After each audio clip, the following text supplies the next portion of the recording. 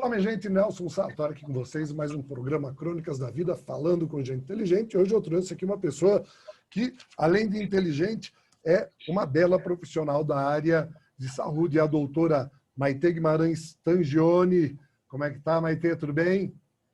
Prazer, Nelson, muito obrigada. Obrigada pela oportunidade de estar aqui falando com você e com todo o seu público. É uma honra para a gente, principalmente pelo trabalho de esclarecimento que o nosso programa geralmente promove, né?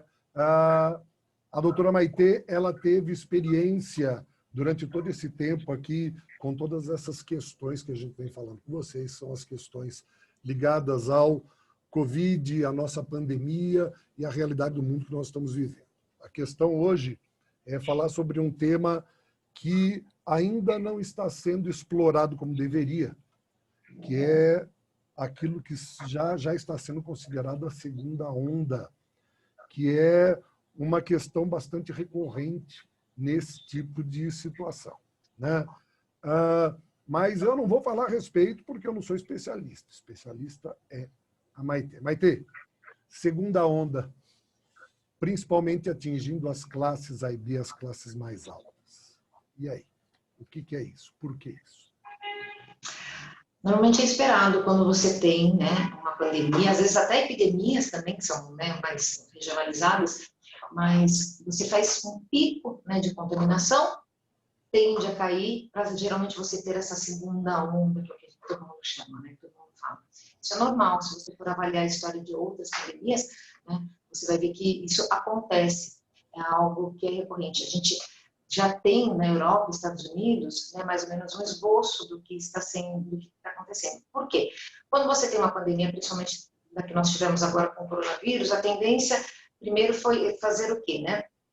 Muitas cidades fecharam, lockdown, e aí você, de alguma forma, restringe o contágio, né, da população.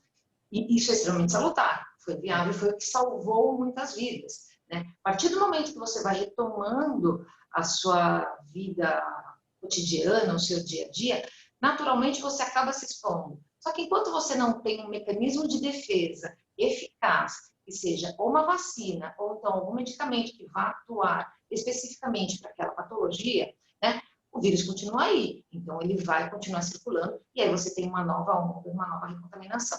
Quando a gente fala, principalmente, né, nas classes A e B, é porque muito possivelmente eram as classes A e B que estavam conseguindo, de alguma forma, né, ter uma quarentena um pouco mais tranquila, porque o pessoal que precisava sair para trabalhar, muitas vezes, tinha que se expor, tinha que dar cara a tapa, porque aguenta ficar 15, 20 dias em casa e depois sem ganhar o pão do dia a dia, né? São pessoas que moram em casas, muitas vezes, com 10 pessoas, dividindo 3 cômodos, e você não tem nem como julgar, né, essa pessoa ou não, né? Porque Não, a verdade. realidade dele é outra, é completamente diferente. E por isso que agora, quem de alguma forma estava conseguindo se proteger, começa a voltar ao seu dia a dia, à sua vida cotidiana e acaba se expondo mais. Sim. Acaba se contaminando. Mas isso também não é produto de um relaxamento social mais do que tudo? Por quê? Porque a gente percebe, não é? A gente percebe andando, qualquer um de nós ali que andar por alguma região mais movimentada socialmente vai perceber o quê? Bares e restaurantes estão lotados, as pessoas estão com um comportamento assim, que dá para se dizer que chega às margens do absurdo e da inconsequência, quando acredito que por estar sentado tomando um chopp ou comendo podem tirar a máscara e aqueles que estão em pé não. Quer dizer, eu não sei de onde surgiu essa norma, essa regra, mas ela está funcionando. E as pessoas fazem isso, né? Eu falo assim, não, eu vou para lá, mas fico sentado só. Tiro na hora de comer. Eu falo, tá bom. E daí é justamente a hora que você vai ter o contágio, né? Falou assim, então, esse é um aspecto curioso, não é não? Isso, né, mas é que está, isso faz parte, né, do processo de segunda onda. Na hora que você tem um relaxamento, né, das normas, você começa a entrar, né, você sai da fase vermelha e aí você vai para as fases, né, amarela, azul, a tendência é a população voltar à sua vida cotidiana. E a vida cotidiana, o que é? Você ter uma vida social ativa, né, é isso que se entende muitas vezes. Então, faz parte, né, dessa questão da pessoa achar que o risco já passou. É engraçado porque eu escuto muito, né, algumas pessoas falarem assim, não, pode ficar tranquilo, eu já peguei. Como se isso garantisse à pessoa alguma como se desse a pessoa uma certeza de que ela não corre o risco de ser recontaminada e como se isso não a fizesse transmitir para outras pessoas, como se, né, eu olho e falo assim, não é possível, né? E, enfim, eu acho que tem muito da desinformação, obviamente, a gente tem que considerar isso. Existe uma teoria do negacionismo que é algo muito particular, né, do nosso país, infelizmente. A gente se espelha num outro modelo de governo que tende a achar que, né, é uma gripezinha, etc. e tal. Não é? Existe essa teoria do negacionismo, sem dúvida alguma. Existe a desinformação, muitas vezes, né? Eu já ouvi gente que, teoricamente, fala assim, não, mas não é possível, a pessoa estudou, ela é, às vezes, até da área da saúde, e fala assim que, não corro risco porque eu já peguei, eu olho e falo assim, meu Deus do céu, enfim. E existe também um outro lado também, Nelson, que a gente também tem que considerar. Algumas vezes as pessoas assumem o risco. Esse é um mecanismo psicológico, quando você tem uma egrégora, quando você pega, né, uma pessoa fala assim, fiz e não aconteceu nada, fiz e não aconteceu nada, e vai e vira aquela egrégora. Então, assim, é comum você ver várias pessoas, não vai dar problema nenhum, porque o discurso acaba, de alguma forma, pegando, e você compra aquele discurso que sempre vai te agradar mais naquele determinado momento, para aquilo que você quer. A gente busca aquilo que atende ao nosso desejo de querer alguma coisa, mas não a realidade. É isso que nós estamos vendo. É lógico que a gente vê os jovens muito mais despojados de preocupação, mas a questão é que o contágio está aí, e eu entendo, pelo menos pelo que eu percebi, o seguinte: mais do que antes, os pontos de contaminação estão grandes. Você tem muito mais focos hoje em dia, já que essa doença se espalhou pelo país, né? Então, a facilidade de você ter um contágio é muito grande. A gente também sabe que, lógico, através de alguns mecanismos de prevenção, uso de máscara, evitar a aglomeração, você se higienizar de maneira correta, diminui o grau de contágio, mas ele ainda assim ocorre, né? Ele ainda assim ocorre, que eu acredito que tenha sido um dos fatores que tenha diminuído a progressão durante um tempo aqui, que agora voltou a crescer, né? Ou seja, como você disse, é o relaxamento dentro desse sentido. E, ao mesmo tempo, eu acredito que esse relaxamento ele se liga a uma outra esperança, que é a esperança da vacina. Então, as pessoas acham... Oi? Hoje nós temos notícias boas para o estado de São Paulo, né? Precisa ver se vai acontecer ou não, né? Mas, enfim. Mas tudo acaba ficando dentro do universo da crença.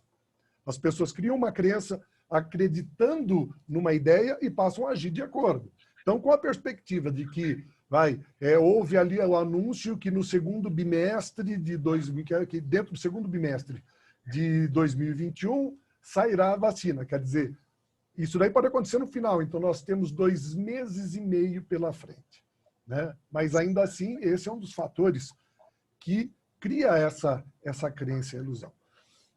Pergunto, já se falou muito também, e as pessoas, por causa dessa informação, criando opiniões adversas sobre a vacina. Qual é o ponto de vista de uma especialista de saúde sobre a vacina e a necessidade das pessoas em se vacinar? Fala para a gente. Eu sou médica da prefeitura há 20 anos, praticamente. Atendi muitos anos na atenção básica e sou alopata de formação. Então, começou a trabalhar aos 15, né? Oi? Começou a trabalhar aos 15, é isso? Quem me dera. Assim, minha formação é totalmente alopata, então trabalhei muitos anos na atenção básica, né? Falar de vacina para mim é tocar música, né? É óbvio que eu vou sempre defender a ideia e vou sempre, né, orientar o uso correto dela. Eu acho que nós vivemos assim anos terríveis, os últimos 10 anos, uma teoria anti-vacina aí sendo divulgada por tudo quanto era mídia, enfim, né, uma série de desinformação sendo passada que fez um desserviço gigantesco para a nossa população de forma geral. Ano passado nós tivemos surto de sarampo. Né? Sarampo, quando eu estava na faculdade, eu me lembro de comemorar que já estava sendo erradicado. Né? Sim. Então, assim, coisas que você acabou perdendo por conta da falta do uso, né, da vacina. E, assim, são coisas que, assim, tem coisas que a gente precisa, né, ter uma clareza muito grande. Eu acho que o governo, o Estado, ele tem um papel importante, né, com relação a prover e orientar, mas quando você fala, por exemplo, de atenção básica e calendário vacinal, nós temos talvez um dos melhores do mundo, né, que é gratuito, né, e, enfim, não tem como você justificar que algumas pessoas ainda falem contra. Eu hoje tive a informação de que no estado de São Paulo já existe uma programação com data, inclusive, prevista para começar o programa vacinal com relação à vacina do coronavírus. Se não me engano, começa a partir do dia 25 de janeiro, primeiro com os profissionais da área de saúde, etc. e tal. E, sinceramente, né, o SARS-CoV-2 ele é um vírus RNA, que é um tipo de vírus que a gente considera extremamente mutante. Você não tem remédio, você não tem nenhuma medicação que você vai falar assim, eu vou dar para matar o vírus. Não, porque ele é um conjunto de partículas proteicas que consegue se inserir no seu código genético e alterar o funcionamento da sua célula. Então, não vai ter remédio. Então, a saída é pela vacina mesmo. É só assim que a gente vai conseguir, de alguma forma,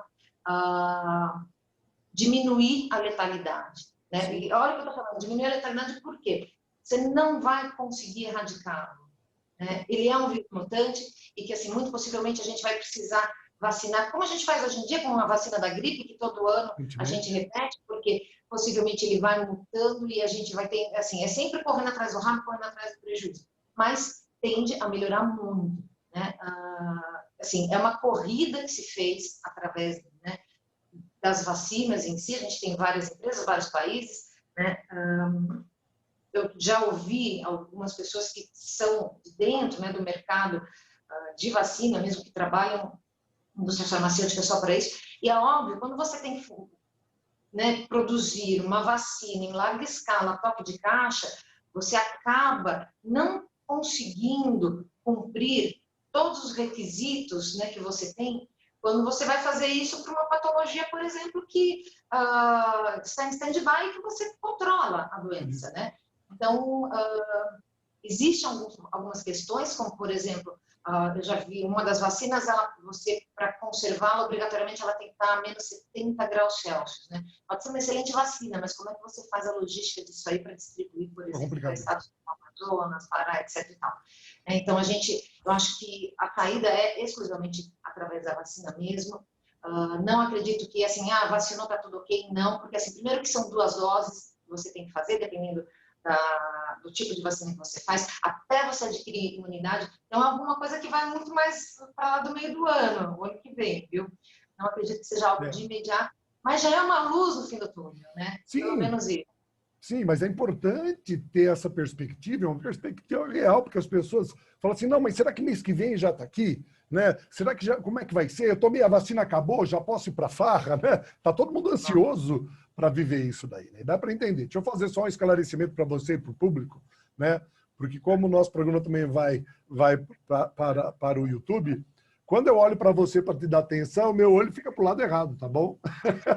Fica divertido, então. Entenda, fala assim, quando eu estou olhando para você, eu estou tentando manter o foco para parecer que eu estou olhando, mas quando eu estou olhando de verdade, quando eu olho para você, olha para onde vai. Tá? É só para deixar claro isso daí, né? As pessoas que depois vão assistir ao programa pelo YouTube vão perceber isso daí, esclarecimento técnico, não? Mas está ótimo. Essa questão da vacina, só para poder fechar, o que eu acho que é interessante é as pessoas terem essa perspectiva de que a vacina virá, mas só haverá qualquer tipo de mudança significativa a partir da chegada dela e não obrigatoriamente imediatamente depois da vacinação. Isso vai ter a necessidade de uma segunda dose, é preciso aprender um pouco sobre como se transforma, como essa vacina atua, porque a gente vai ver como muitas outras. E isso daí traz também algumas discussões que eu acho tolas, mas que as pessoas ficam falando, mas nós vamos ser cobaias. Assim, não é toda vacina e toda aplicação. Assim, como é que você vai fazer? Tá bom, então vamos fazer os testes, Vamos levar ali 10 anos para ver todas as características, né, que a vacina pode gerar para você vacinar. Aí não precisa mais mesmo, né? Aí você já conseguiu o quê? Tudo que precisava. Você me disse uma vez, Maite, que você trabalhou com os hospitais de campanha no começo, não foi isso? Eu trabalhei em um hospital de campanha. Eu comecei lá no dia 1º de abril, fiquei o mês de abril, maio, junho, julho e agosto, saí de lá no dia 30 de agosto. Fiquei 5 meses. Isso. Os hospitais de campanha praticamente foram desativados, não é isso? Sim, se não me engano, tem alguns ainda na região do Grande ABC. E você acredita que isso pode ser necessário que retorne? Eu acredito que não. Assim, eu fui dar uma olhada, fui atrás de números, né? Sim. Então, nós voltamos agora à fase amarela, né? Por conta desse aumento, né? Dos números de casos, né, dos números de mortes, por exemplo. Estamos na fase amarela, isso eu me refiro à região da Grande São Paulo. Sim. Referente à região da Grande São Paulo. E no estado de São Paulo nós temos atualmente uma ocupação de praticamente 61% dos leitos de UTI ocupados. Estou falando de uma coisa estadual, né? São dados estaduais. Óbvio, às vezes você tem, né, algumas cidades onde você tem um foco maior, menor, como aconteceu também na primeira onda. Eu lembro que na primeira onda, né, a gente aqui em São Paulo desesperado porque não tinha onde colocar paciente, meus amigos do interior, porque a minha formação é de Campinas, né, falava assim, a doença ainda não chegou aqui, né? Tá tudo tranquilo, minha UTI tá vazia, né? E aí, quando nós fomos esvaziando os nossos serviços, o negócio bateu lá, né? Eu falo, medicina não é uma ciência exata, muitas vezes você né, não consegue prever exatamente qual vai ser o tempo, né, que as coisas vão acontecer. Eu acho que, existindo a necessidade, vai acontecer sim, de você ter que reativar alguns, se não me engano, em Santo André tem um que ainda existe, está atuante, mas, de alguma forma, isso deu para os municípios tempo para você correr atrás do prejuízo. Né? Isso que foi importante. Eu estava outro dia lendo o número de leitos abertos, e aí leitos não temporários, mas leitos permanentes, né? Na rede SUS, exclusivamente por conta da pandemia, que hoje estão voltados para isso. Né? Não só isso, logo no começo da primeira onda, né, a gente também não sabia como lidar com essa doença. Então, era muito comum a gente ter casos mais graves, mais complexos, porque nos faltava, inclusive, a expertise para poder lidar e tratar, né? Hoje em dia, né, eu já sei o que eu tenho que entrar na fase inflamatória, que eu consigo diminuir muito a mortalidade, não é mais todo mundo que vai para o tubo com uma saturação de 85%, eu consigo colocar no BNPI.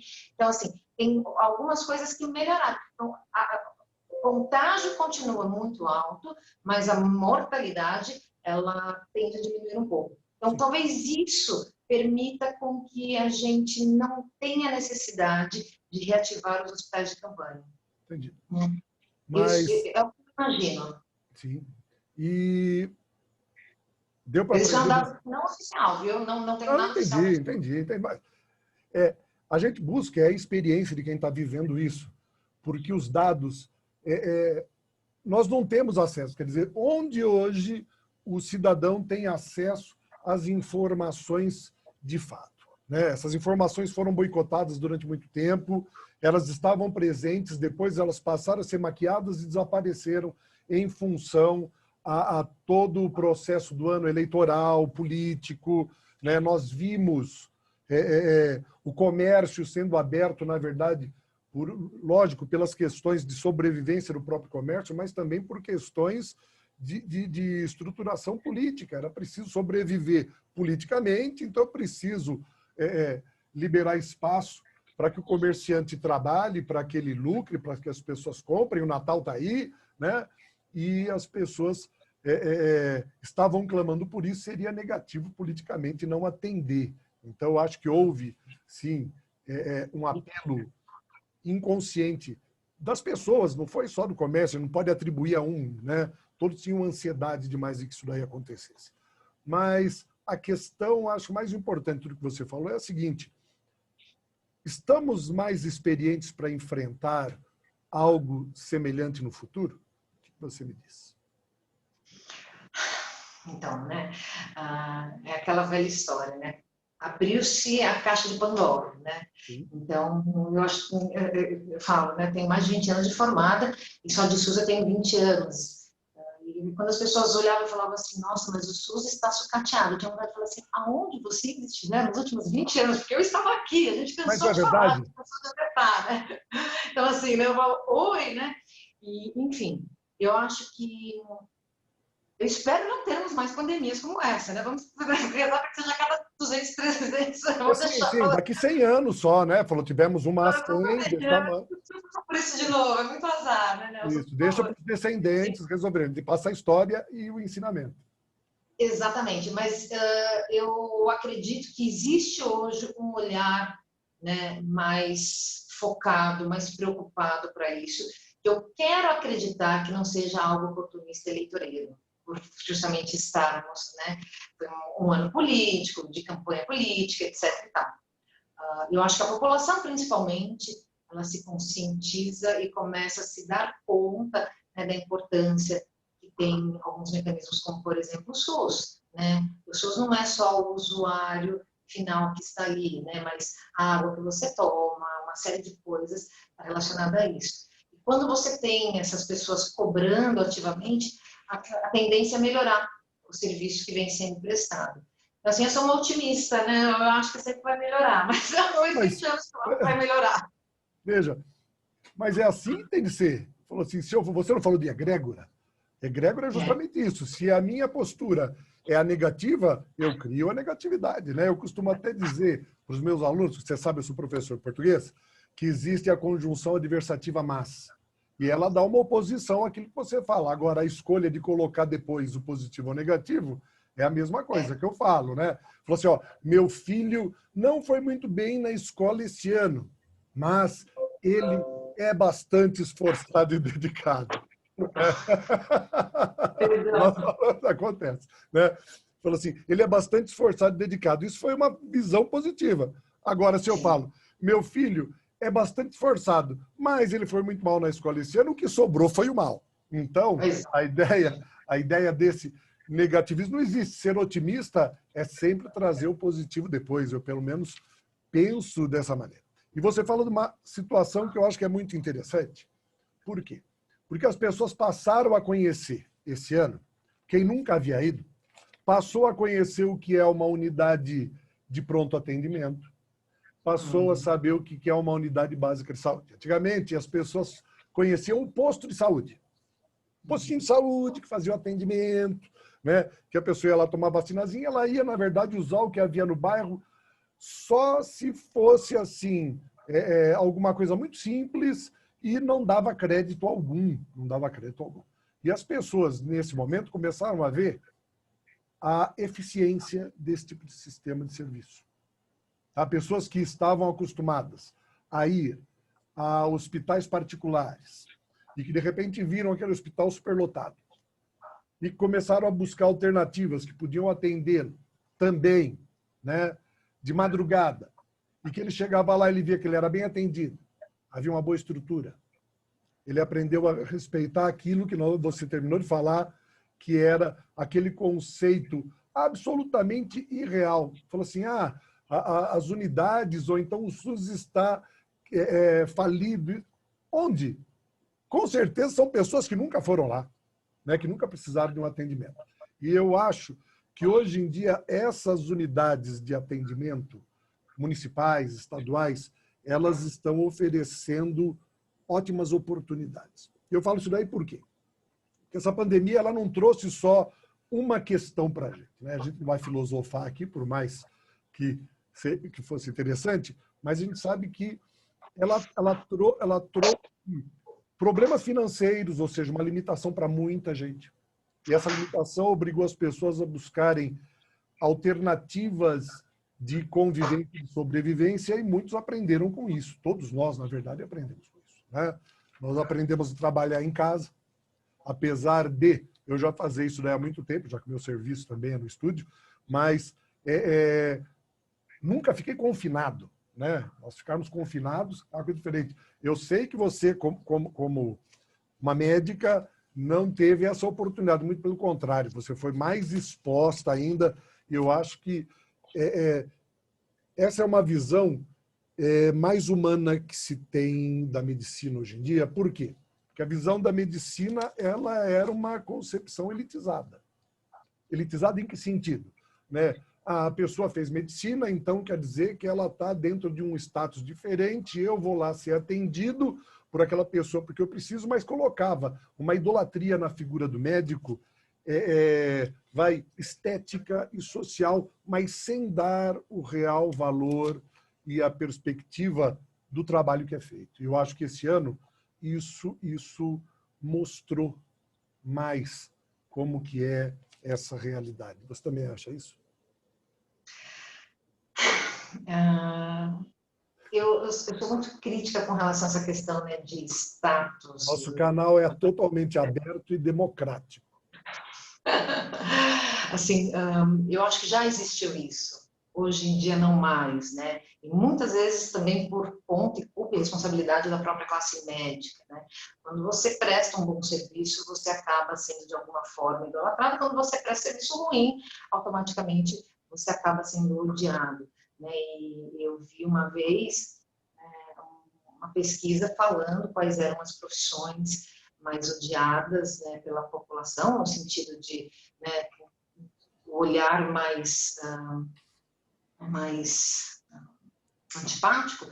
Se não me engano, o médico era segunda ou terceira. O primeiro devia ser professor, viu?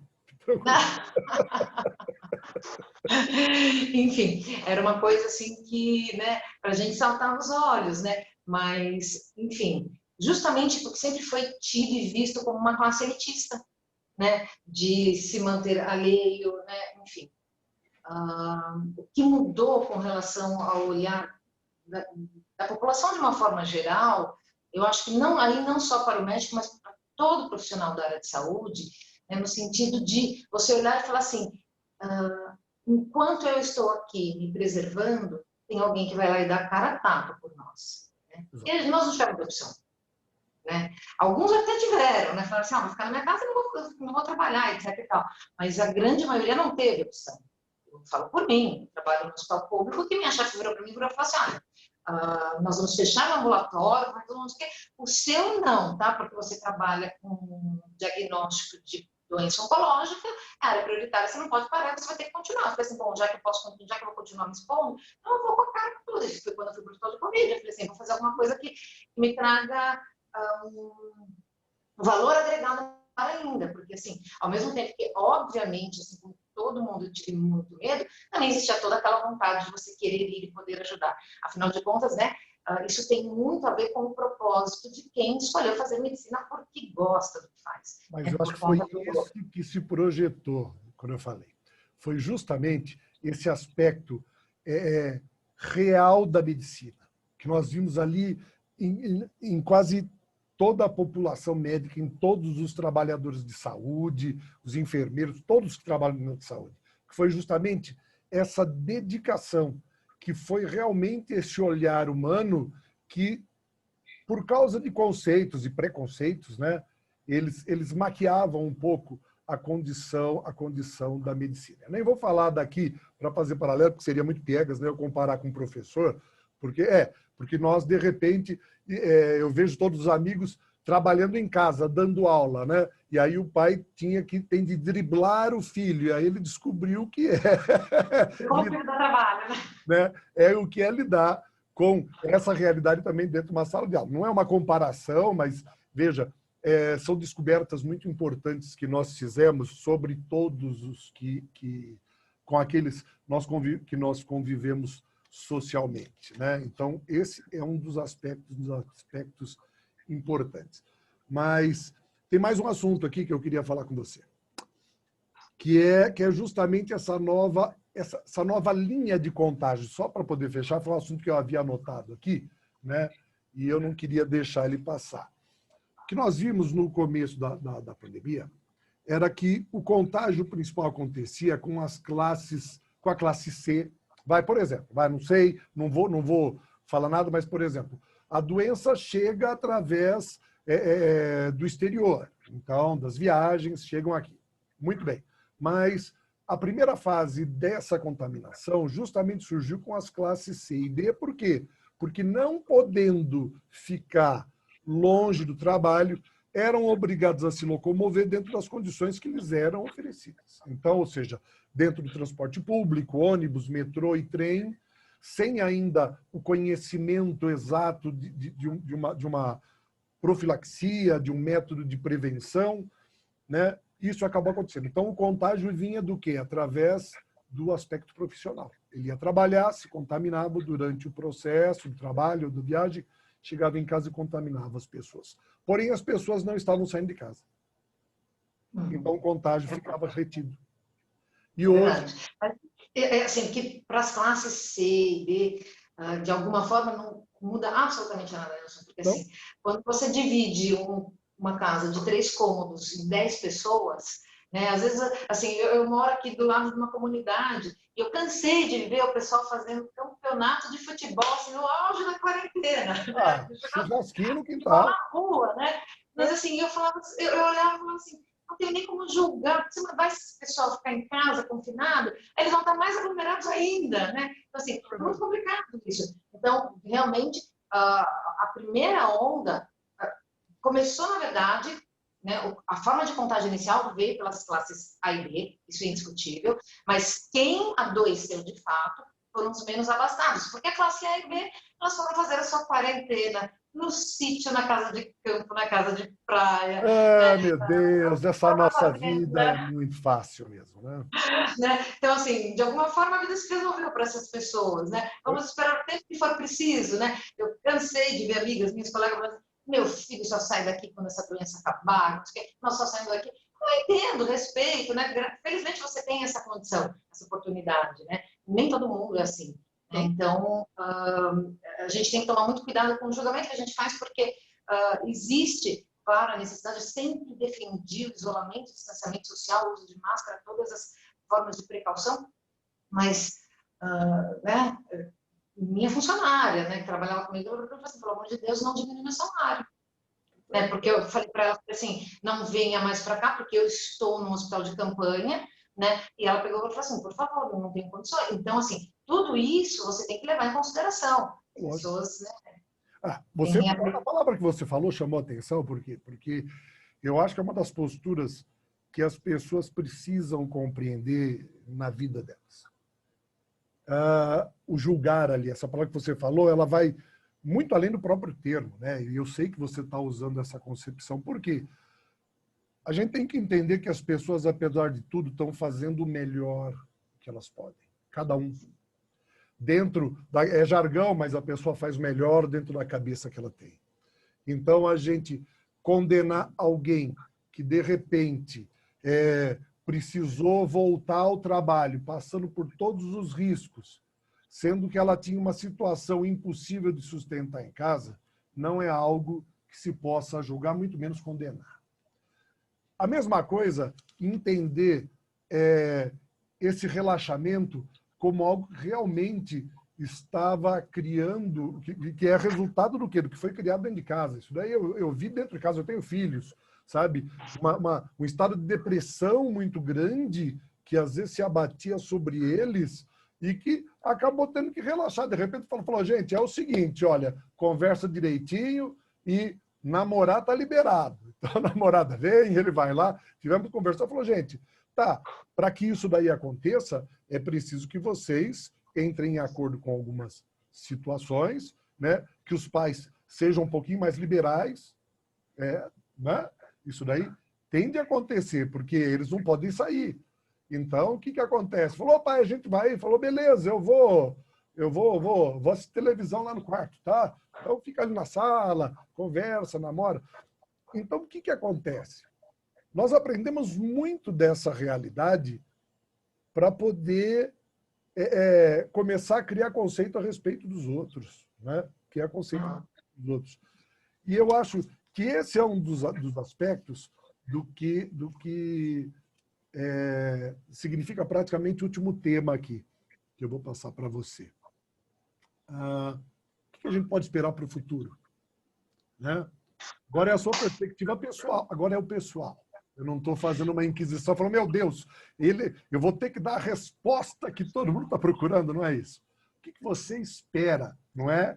Não estou falando sobre pandemia nem nada. O que você espera? Ah, tá. Você não tá perguntando com relação à pandemia em si. Não, ao mundo, à vida daqui para frente. O que você espera para um futuro agora, diante de tudo isso que nós falamos? É bom, eu falei que eu sou uma otimista, né? Eu sou aquela que vê sempre o copo meio cheio, não sei o quê. Então, eu acho que as pessoas, de alguma forma, elas, quando passam por uma real necessidade, por uma situação de conflito e de necessidade muito grande, elas acabam sendo obrigadas a olhar para o lado, enxergar o outro de uma forma, com um olhar diferente. Verdade. Né? Então, eu acredito que hoje em dia, na verdade, mas assim, eu não acho que seja algo exclusivamente por consequência da pandemia, não, Nelson. Assim, eu sempre achei isso, né? Que as pessoas falam assim para mim, nossa, antigamente, 60 anos atrás, não tinha tanta violência, né? E eu falo assim, olha, eu não estava viva 100 anos atrás, eu não tinha nem nascido. Assim, mas pelo que eu soube, né? Batiam em gente no tronco, né? Por conta da cor de pele. Então, assim, né, eu acho que o mundo, de alguma forma, ele vem melhorando gradativamente em todos os aspectos, né? Antigamente, admitia-se que mulher apanhasse em casa do marido porque era socialmente aceito. Hoje, essa coisa já mudou um pouco. Então, eu acho que quanto mais informação a gente tem, você acaba, de alguma forma, educando melhor as gerações que vão chegando. Né? Eu vejo a geração, eu tenho um filho que vai fazer 17 anos agora, e assim, o quão é melhor a cabecinha dele, dos amigos dele, do que eu quando tinha 10 idade. Né? Né? Eu acho que tudo isso tende a você, né, levar a uma comunidade melhor. Por outro lado, eu sempre falo, né, a coisa mais difícil para o ser humano é mudar comportamento. Né? É uma coisa fazer dieta, eu vou falar assim, olha, eu sei quantas calorias tem nisso, aquilo, aquilo outro. Né? Então é fácil emagrecer porque é só contar calorias e está tudo certo. Não, é simples, mas não é fácil. Não. Né? Porque assim, vai mudar comportamento é uma coisa que é extremamente difícil. Então, assim, eu acho que, e aí, independentemente de pandemia, coronavírus ou não, eu acho que nós estamos em constante evolução, né? E estamos aqui para isso, para, né, nos tornarmos cada vez melhor. Eu me vejo com 20, 30 anos atrás, eu sou obrigada a dizer que eu me gosto mais hoje, né? Eu falo assim, graças a Deus. Então, de alguma forma, eu vejo dessa forma. Né? Eu vejo assim. Eu acho que tende a melhorar sempre, para todo mundo. Perfeito, Maite. Maite, foi uma grande honra receber você aqui. Foi um grande prazer. Agora foi um helicóptero. Foi um prazer enorme recebê-la aqui, poder te dar esse esclarecimento, você falando sobre a sua experiência, não só a experiência profissional, mas dando seu ponto de vista. Por isso que o programa, volto a dizer, ele tem o subtítulo Falando com Gente Inteligente. Por quê?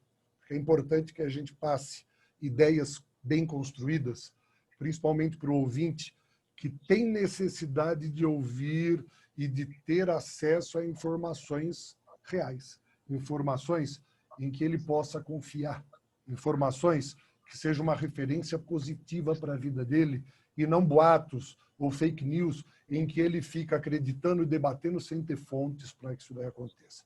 Então, eu quero reiterar aqui que foi um prazer, uma honra muito grande entrevistar você. Eu tenho certeza absoluta de que o agradecimento vai se estender por parte de todo o público ouvinte, por causa da importância do que você falou. Muito obrigado.